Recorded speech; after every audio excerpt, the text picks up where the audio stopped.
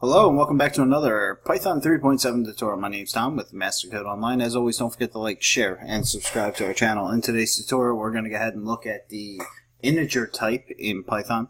Basically, integer type is any number that doesn't have a decimal point. So it could be 1, -1, or 0. This will be the shortest and easiest tutorial you do with us in Python. So let's take a look at an integer. A is equal to 1. And if I do type on that, what type of data is that? It's going to return class integer. It's a subclass of the integer class. All right.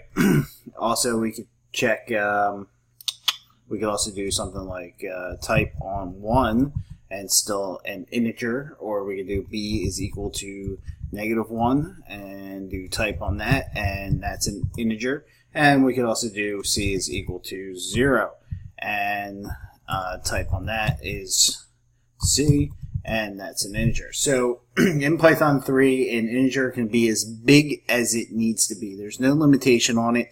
The only limitation it has is the system it's running on. So if the system has memory, that integer can be that big. Once it runs out of memory, then that's when that integer is going to be running into issues. So if you have any questions, head over to mastercode.online. Let us know. Otherwise, we'll see you in the next tutorial.